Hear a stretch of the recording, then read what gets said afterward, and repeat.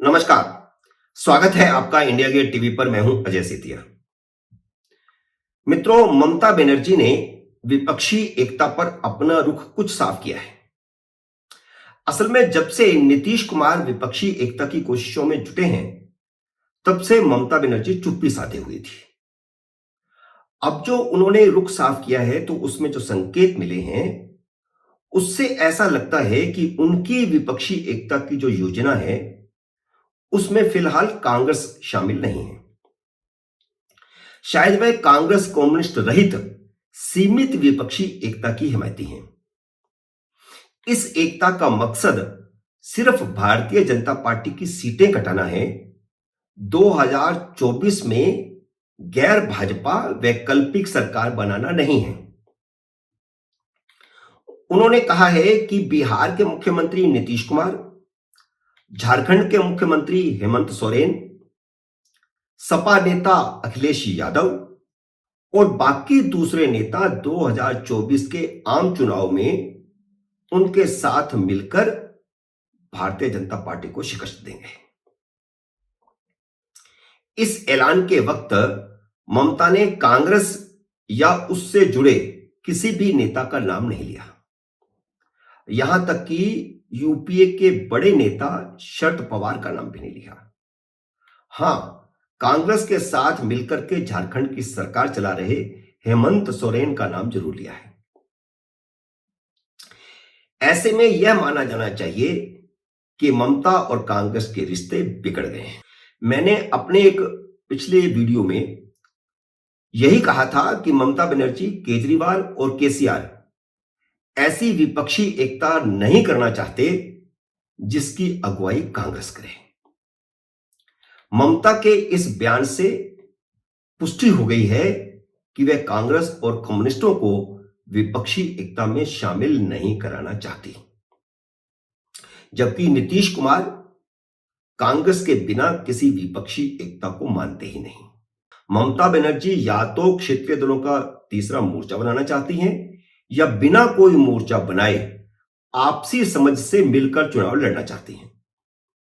वे कुछ इस तरह चाहती हैं कि अखिलेश यादव, नीतीश कुमार और तेजस्वी यादव बंगाल में यूपी, बिहार के वोटरों को उनके पक्ष में प्रभावित करें और वह उनके राज्यों में उनके पक्ष में बंगाली वोटों को प्रभावित करें। इसी तरह झारखंड मुक्ति मोर्चे और तृणमूल कांग्रेस में भी एक दूसरे के राज्य में मदद हो। ममता बनर्जी ने नरेंद्र मोदी के लिए कहा है कि वे 300 सीटों पर गर्व कर रहे हैं, लेकिन उन्हें याद रखना चाहिए कि राजीव गांधी ने भी 400 सीटें जीती थी, लेकिन वे संभाल कर नहीं रख सके। तो वह मोदी को कहना चाहती हैं कि वह भी इन 300 सीटों को संभाल कर नहीं रख सकेंगे।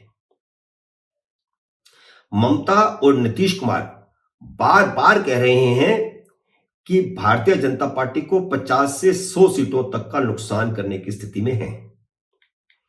ममता बनर्जी ने 5 राज्यों में भाजपा को 100 सीटों का नुकसान पहुंचाने की बात कही है, लेकिन नीतीश कुमार ने शुरुआत में यह कहा था कि वह 50 सीटों का तो नुकसान पहुंचा ही देंगे। बाद में धीरे धीरे वे भी बढ़ने लगे। जैसे ही उन्होंने दूसरे नेताओं से बातचीत शुरू की, वे भी बढ़ने लगे। और ममता बनर्जी ने अब 5 राज्यों का जिक्र किया है और कहा है कि इन 5 राज्यों में भारतीय जनता पार्टी को 100 सीटों का नुकसान पहुंचाएंगे। हालांकि उन्होंने वे 5 राज्य तो नहीं बताए, लेकिन शायद वह बंगाल, बिहार, झारखंड के अलावा यूपी और दिल्ली को जोड़ रही हैं, क्योंकि पहले उन्होंने अखिलेश के साथ चुनाव लड़ने की बात कही है, तो इसलिए उसको जोड़ रही हैं। केजरीवाल के साथ ममता की लगातार बात होती रहती है, तो वह केजरीवाल को जोड़ रही हैं। साफ तौर पर उन्होंने जिन राज्यों का नाम लिया है वे हैं बंगाल, बिहार और झारखंड। इन तीनों राज्यों की कुल 96 लोकसभा सीटें हैं और भाजपा इनमें से 47 जीती थी,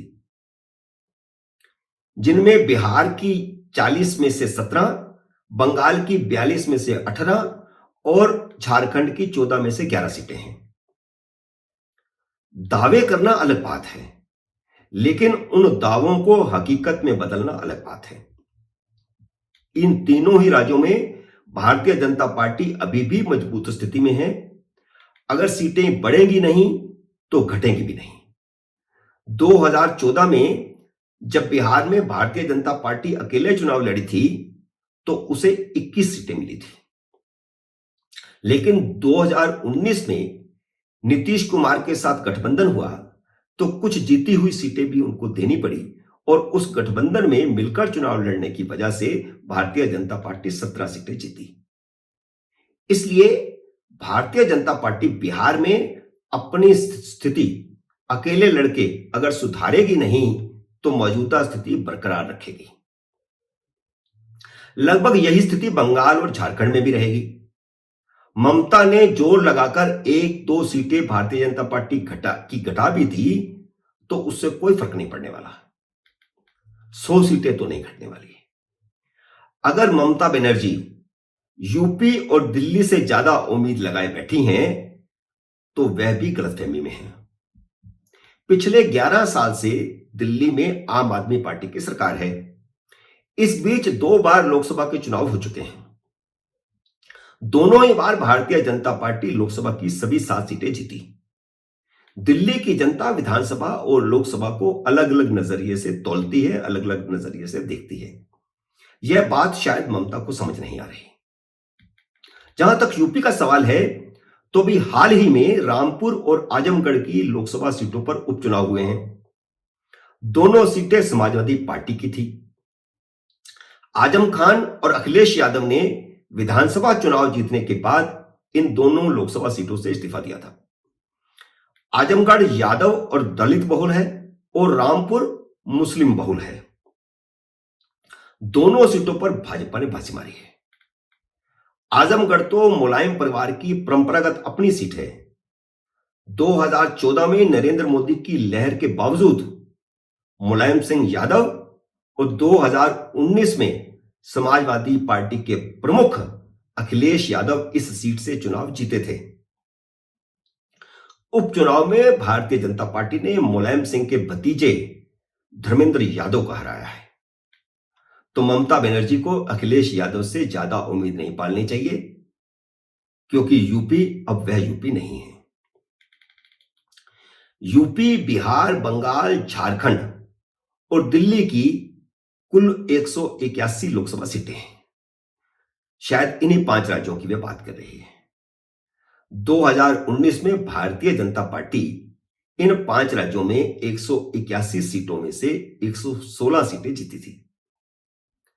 ममता, नीतीश, तेजस्वी, हेमंत सोरेन, केजरीवाल और अखिलेश यादव अगर यह समझते हैं कि वे इन 5 राज्यों में भाजपा को 100 सीटों का नुकसान पहुंचा सकते हैं तो यह खामख्याली है। क्या वे यह कहना चाहते हैं कि इन 5 राज्यों में भारतीय जनता पार्टी को 116 सीटों से 16 सीटों पर ले आएंगे?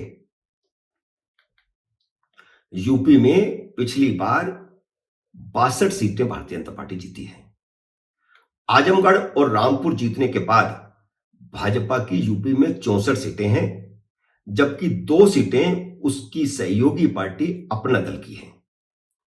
यानी 66 सीटें भारतीय जनता पार्टी के पास हैं 80 में से।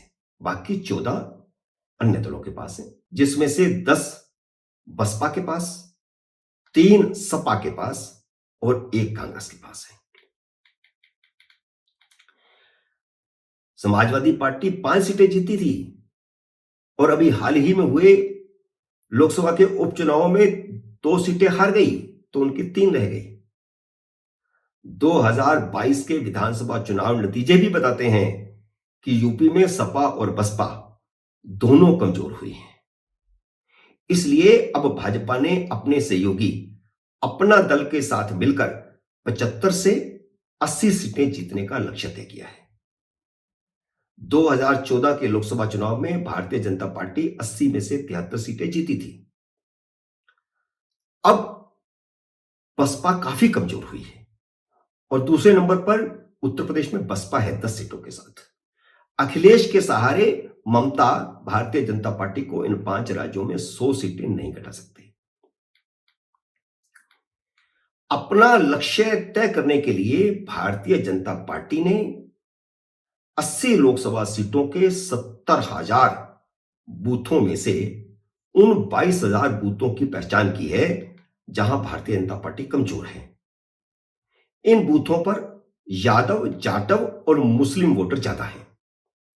भारतीय जनता पार्टी ने यादवों, जाटवों के साथ साथ पसमानदा मुसलमानों को साधने की कोशिश भी शुरू कर दी है। मित्रों, उम्मीद है मेरा यह विश्लेषण आपको पसंद आया होगा। इसे लाइक करिए, शेयर कीजिए। अगर आपने मेरे YouTube चैनल को सब्सक्राइब नहीं किया तो सब्सक्राइब भी कीजिए और घंटी का बटन भी दबाइए ताकि जैसे ही मेरा नया वीडियो आए आपको सूचना आए। मेरे नए वीडियो का करिए इंतजार। तब तक नमस्कार।